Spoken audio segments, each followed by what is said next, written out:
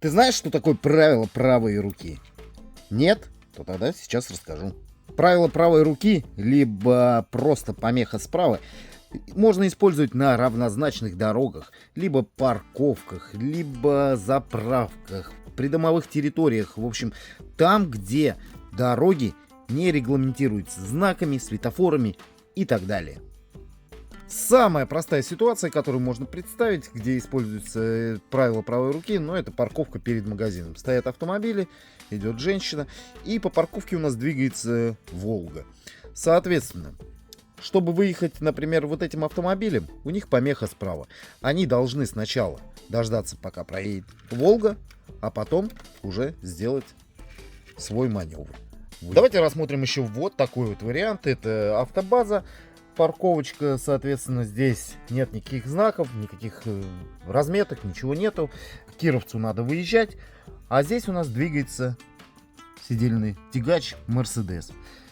И для кировца это помеха справа. Соответственно, он пропускает данный тягач, пока проедет, а потом начинает двигаться сам.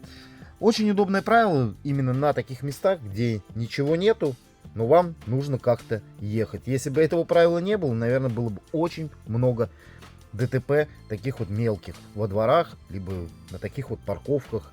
Ну и давайте рассмотрим вариант еще вот во дворе дома. Соответственно, двигаются два автомобиля напротив, навстречу друг другу, так сказать. И им нужно выезжать на главную дорогу. У москвича помехи справа нету.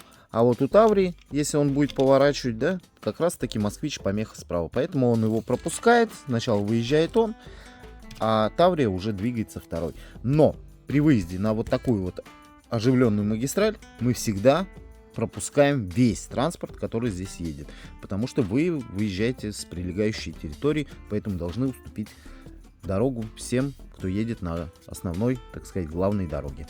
Еще данное правило работает при перестроении, но только в том случае, если оба автомобиля хотят перестроиться. То есть у нас вот такая ситуация, едет «Газель», которой надо перестроиться, соответственно, в левую сторону, а вы едете на Калине, и вам нужно перестроиться, наоборот, в правую. И «Газель» у вас помеха справа. Вы не можете сделать вот так вот, обогнать, да, его, соответственно, вот так вот, и перестроиться. Вы должны пропустить сначала его, пока он едет в вашу полосу, а потом плавненько перестроиться. Либо это можно, ну, обычно всегда, вот, по крайней мере, у меня это происходит, в принципе, одновременно. Он сюда начинает перестроиться, а я перестраиваюсь в эту сторону. Никому друг другу не мешаем.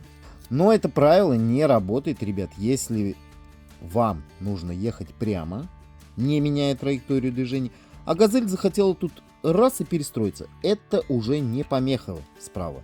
Это просто как бы уже вы по желанию можете данную «Газель» пропустить, если вам не надо никуда перестраиваться. Если нет, то можете продолжить движение прямо, соответственно, а он уже дождется своей очереди и в какой-то момент повернет на эту полосу. Но опять-таки лучше, наверное, пропустить. Бывает пробки, затор, бывает, сейчас очень часто я вижу по одной машине пропускать, ну, то есть один подъехал, заехал, дальше, и так пробка быстрее рассасывается. Надеюсь, что вы поняли это правило, оно очень простое, правило правой руки, используется, опять-таки, повторюсь, на нерегулируемых перекрестках, соответственно, на равнозначных дорогах, будь то главное, будь то не главное.